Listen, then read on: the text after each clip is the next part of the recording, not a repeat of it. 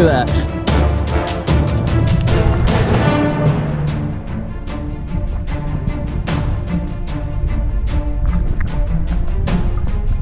All right, so one of my favorite things to do here in South Louisiana is go exploring. I love to look at maps when I'm at home and figure out areas that I think are gonna be good, that are gonna hold fish, and then go see if my hypothesis is correct. See if I can catch fish in those areas.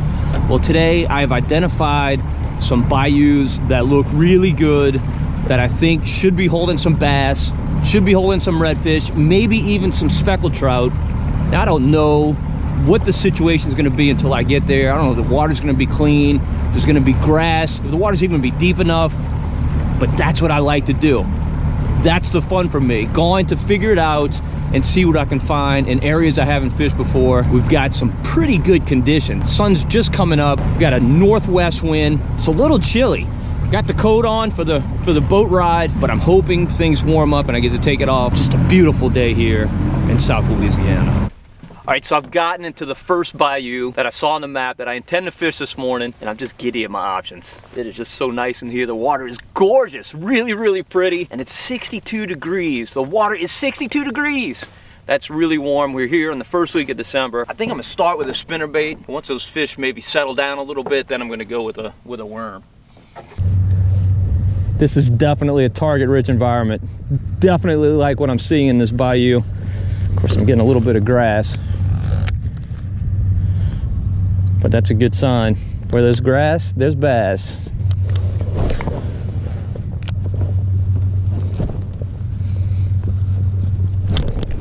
All right, there's a fish. All right, that didn't take long at all. Chunky little marsh bass. Hit my spinnerbait. Boy, he did not take it deep though, did he? Barely hooked right in the edge of the mouth. Fish number one is on the board. All right, I don't know what this is. It might be a red, no, it's a nice bass. That's a pretty bass. All right, look at this. Fish number two. Been fishing maybe 3 minutes. Chunky marsh bass. All right, so I got 2 bites in the first 3 minutes, nothing since. So I'm gonna move up a little bit in the bayou and see if I can find some better action. Okay, I'm kind of moving to a different section of this bayou. I came to this pond. Boy, it's just gorgeous in here. If this wind stays down, once that sun gets up, I'm gonna make a pass in here and try and sight cast to reds. I can see a bunch of wakes moving. No doubt this place is full of redfish. So hopefully it's not too shallow. Hopefully I can get out of here. The tide is falling hard. Okay, I'm back here. I really, really like what I see.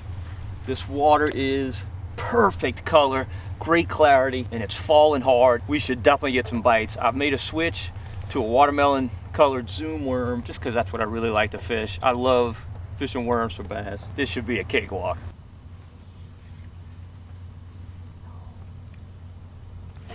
Oh, fish on. Fish on. Oh, it looks like a redfish. It sure is a red. I think it's actually a legal size red. Well, in South Louisiana, you can't go marsh bass fishing without catching some of these.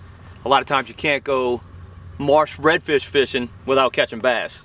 So this fish is not legal. He's too little. He's 15 inches. Legal limit is 16, so we're gonna let him go.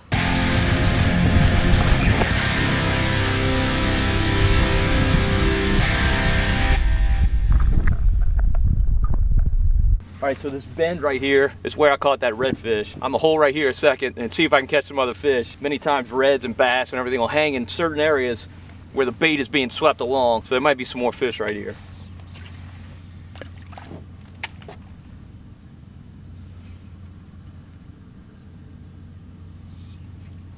Yep. Now that is a bass. That is not a red. That is a bass. And a pretty one too. Well, it's nice when you call your shot. See, I just love this. I just love getting back in the marsh, getting lost, nobody around. This is what I live for. There's a fish. Oh, nice bass. Nice bass. That is awesome.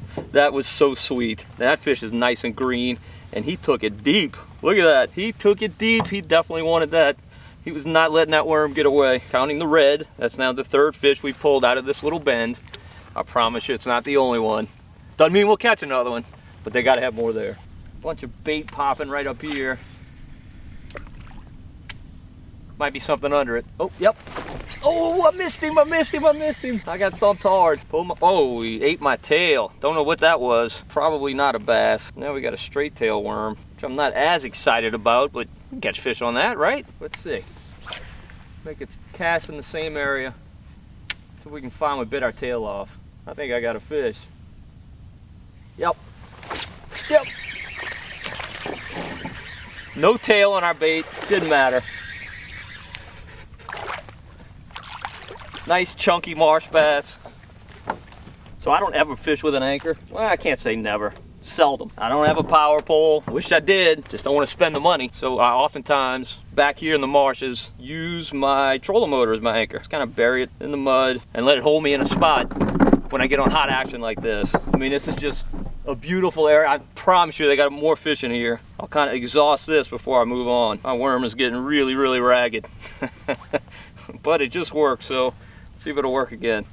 I'll tell you a good sign. I gave that fish way too long. I never felt him hit. I just looked out and saw my line moving, and I gave him a little bit of pressure and almost felt like grass, but he kept moving, and so I set the hook. He held that bait quite a while. That's a good sign. That means they're really eating. On the days when they're really finicky, I would have lost that fish. So the marsh gnats are starting to bite. A lot of people hate gnats, and I understand why. They're pretty miserable.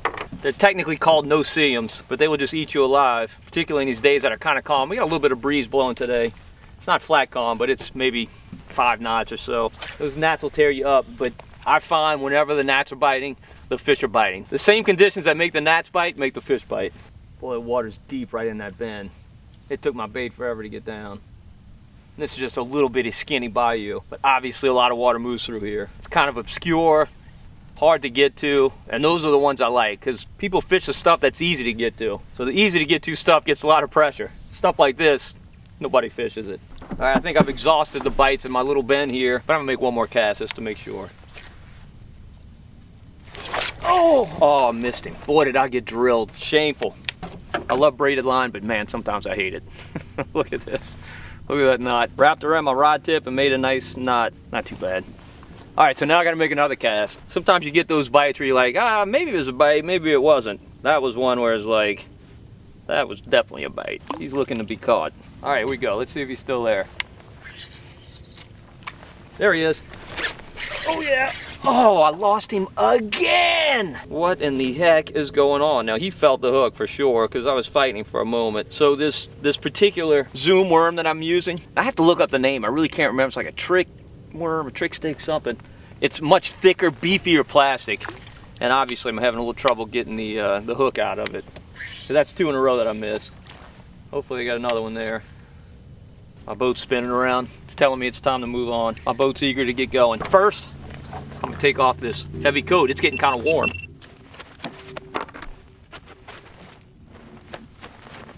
Oh, so hey, check out my Marsh Man Masson fishing shirt. My buddy Paul Oliver hooked me up with this. Look at the back. Subscribe to Marsh Man Masson. Don't forget, if you haven't subscribed yet, be sure and subscribe. We'll make it well worth your while. You'll enjoy every video, I promise. Boy, this is a beautiful ledge right here.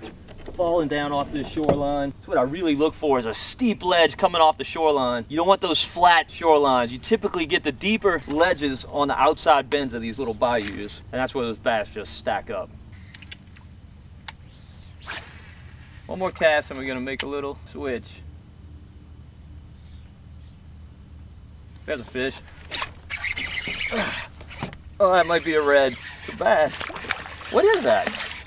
I think it might be a red. Yeah, it is a red.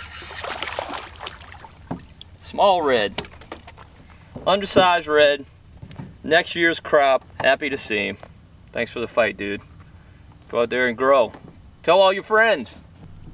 Okay, look, I'll admit, there's a lot of times when I look on a map, find something that I think's gonna be good, and I go there and it's just not quite right. The water's dirty, or water's not deep enough, or something just not to my liking. No bait, whatever. Boy, that is not the case today. This bayou is chock-a-block full of bait. It's got some beautiful deep water, almost crystal clear, nice green tint.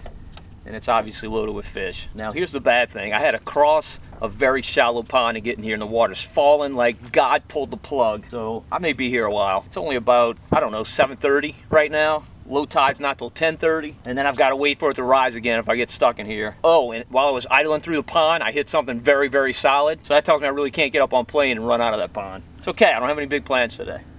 So now if you can see this bank, you can see all this exposed mud. That tells you the tide is down, and that's what's got these fish all corralled in this deeper water.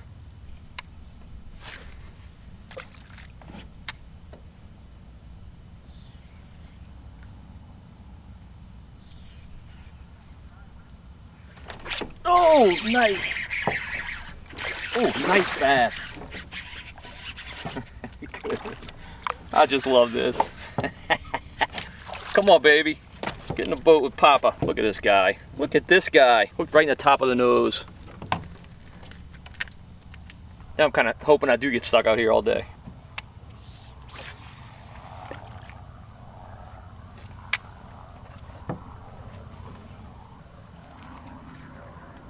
All right, there's a fish.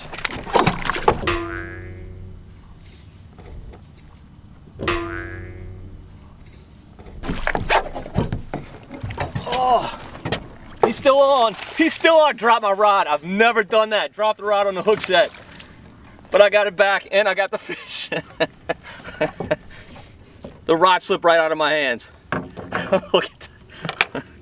Dude, thanks for not swimming off after I set the hook right into your lip. So I just almost lost my rod setting the hook on a bass. Wasn't even a big bass. Obviously I didn't have a good hold on it, but that kind of reminds me it's a good time to talk about what rod I'm using. I got my Shimano Crucial medium heavy, and this is just, boy, this is a good all-around rod. I use it for jigging for trout, and obviously I use it for jigging for bass. Fishing worms, creature baits, any types of soft plastics for bass, something where I need to get a lot of power on that hook set and hopefully not drop the rod in the process. But I've also got a Lew's Tournament MB. Now I fish left-handed reels, I'm actually right-handed, but I grew up fishing spinning equipment like most of us here in South Louisiana, and so I'm just more comfortable setting the hook, holding the rod with my right hand. So I fish left-handed reels. I really like this Lew's reel. I've only had it for maybe 6 or 7 months, but so far I'm very, very happy with this reel. Now I've got a 1/4 ounce bullet weight. Probably should be fishing tungsten with this really clean water, but it doesn't matter. They don't care. So many fish in here, it doesn't matter. I got a 4/0 Gamakatsu wide gap hook. Of course I got that Zoom watermelon worm. I've got about a 6-foot length of 20-pound fluorocarbon leader tied to my 30-pound braid. This is kind of my heavy gear.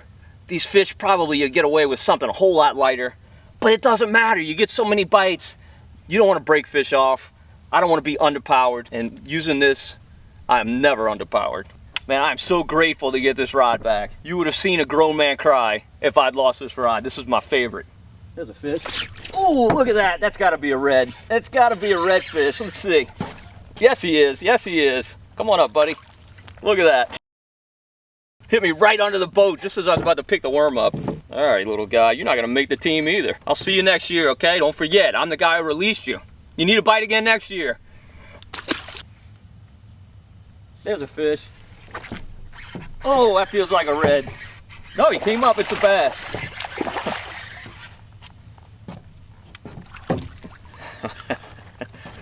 Thank you, little guy. Sorry to club your head against the side of the boat. It was accidental.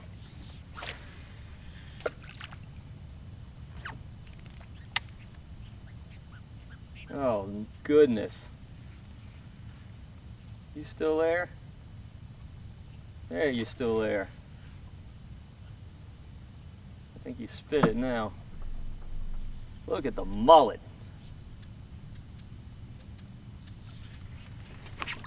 No, you didn't spit it.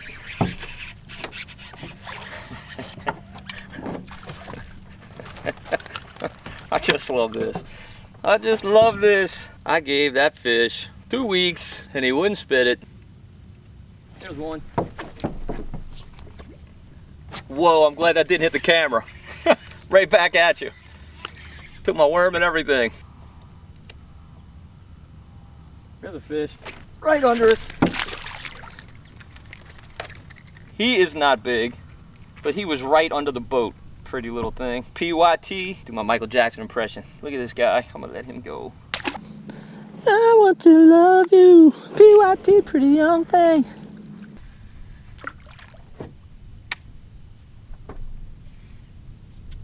Oh, goodness.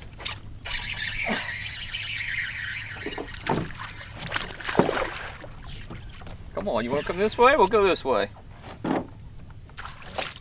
Nice bass. He was, let's just say, quite enthusiastic. So this is the first time I fish this bayou, but I promise you it won't be the last. Hopefully this is an encouragement to you to do your research at home. Do some homework before you go fishing. It's too easy not to. Google Maps, Bing Maps, whatever. Go look at all these satellite images of this marsh. Find something that looks good and then go explore it.